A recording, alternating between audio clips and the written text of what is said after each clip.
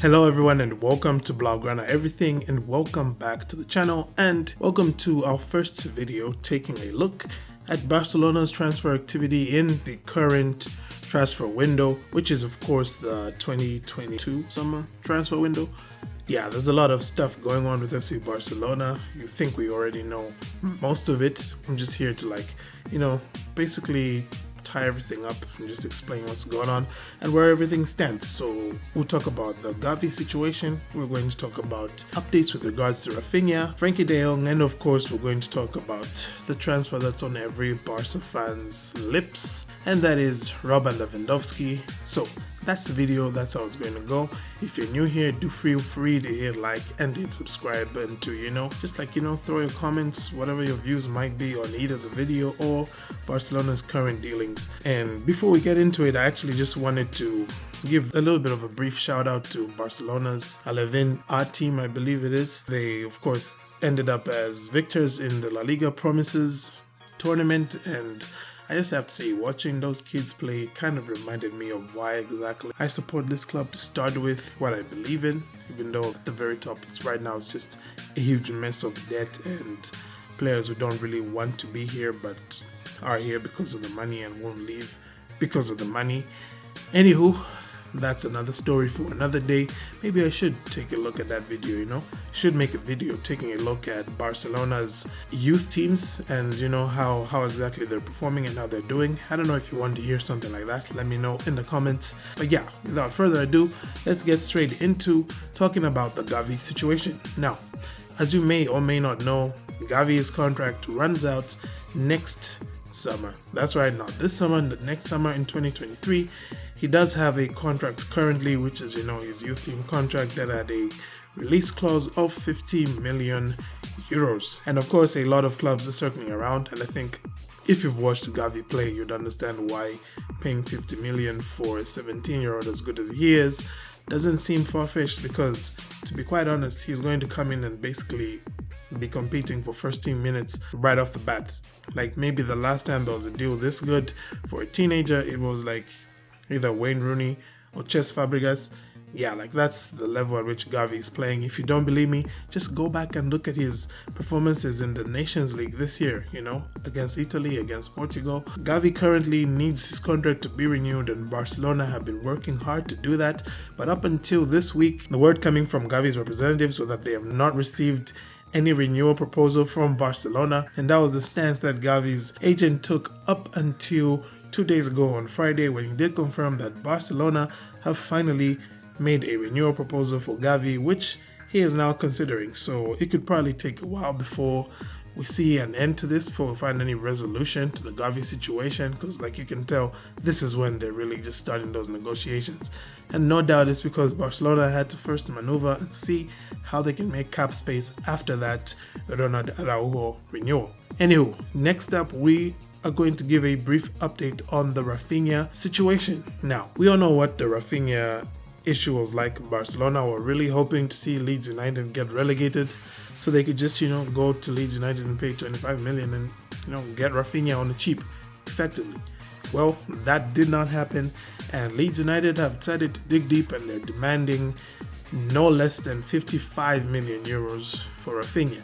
Now obviously that's a lot of money, and then if you think of Barcelona and the situation that Barcelona are in, that's even way more money than you should be paying for a player like Raphinha. No offense to the dude, he's pretty talented, but I'm thinking he's like a 35 million euro signing at best. I mean, even Ferran Torres, we paid 55 million euros, I think we overpaid. Anywho, there has been some developments nonetheless, despite the huge variation in what the two teams want to pay. Barcelona are resolute on spending no more than 40 million euros, and to that effect, Alemania will be traveling to Leeds so that he can have those talks with Leeds United to hopefully try and negotiate something. I wouldn't be surprised if we see maybe another player go to Leeds, although exchange deals rarely happen, but I wouldn't be surprised if we saw something like that happen, considering that Barca have players like Riqui Puig, who they don't really see being part of their first team next season, and could honestly add a lot to a team like Leeds United, especially a Leeds United that has lost Raphinha. Anywho, moving on from Raphinha, we're going to quickly talk about what is now becoming one of the most maybe frustrating and anxiety-inducing transfer sagas for Barcelona fans. That is, of course, Frenkie De Jong being linked to Manchester United. Now, deep breath here, okay? Manchester United obviously have decided to put Frenkie De Jong as their primary target for this summer. However, the problem is that Frenkie De Jong is not interested in playing Europa League football, and also he has come out on several occasions to say that he is completely happy staying at Barcelona. So naturally you'd think, well, this thing is just going to die out, right? Well, that's where you would be wrong, because Barcelona transfer rumors don't just end like that. That's not how it works around here, okay? What's happening here is that Barcelona's board members, some of them want to sell Frenkie De Jong because they're just looking at this as an opportunity to bring in some money.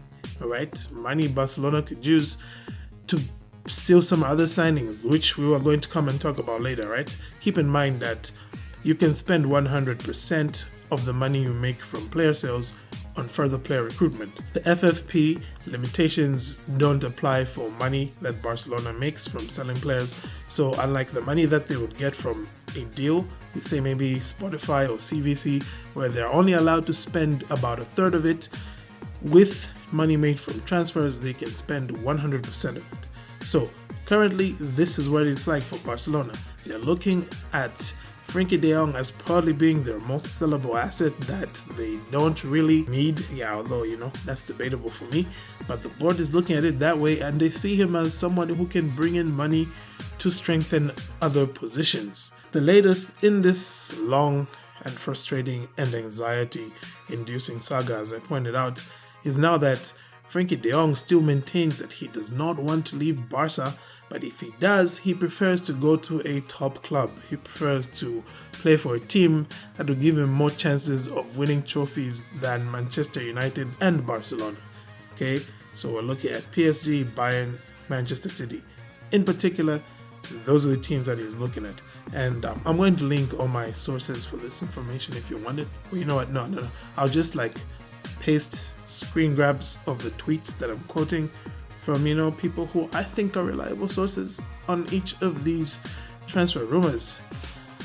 Finally, we're going to get to the transfer that isn't going to go away until it happens. That's right, Robert Lewandowski to FC Barcelona. So by now we know just where both Barca and Lewandowski stand. Barcelona, they want them some Lewandowski. Lewandowski says he's not going to play again for Bayern Munich. He wants to leave. And as it's been reported multiple times now by Fabrizio Romano, his choice is to play for Barcelona. That's despite interest from PSG and, of course, Manchester United. You have to understand, Man U are like the Barca of England in terms of transfer rumors. They will be linked with everyone as well. And similarly here, they're linked with Lewandowski, but he's not interested there. So the final piece in the puzzle remains still with Bayern Munich, who continue to remain resolute that they want no less than 50 million for Lewandowski. Correct me if I'm wrong, maybe it's 40 million, I've forgotten the figure. And until Bayern Munich get that, they are unlikely to let Lewandowski go, who they have said they do not want to let go, because as far as they're concerned, he has a contract and he should stay. But up until now, we haven't heard any news suggesting that Bayern Munich have changed their minds, and as a result, we can expect to see this kind of back and forth, all these rumors, we can expect to see all of that just continue going on. And until it is actually resolved, we'll be here waiting for God knows how long. Well, I was going to briefly just talk about some of the things Barcelona have to put in place in order to make a signing like Lewandowski, but apparently this video has now already gone on way too long, much longer than I wanted it to. So I'm going to be just wrapping this up, saying thank you for tuning in once again. Do look out for my next video where I will actually be explaining to you what Barcelona need to do to make some of these big signings and why I am not so confident. Yeah. Anywho, thanks for tuning in. Have a great day and Forza Barca.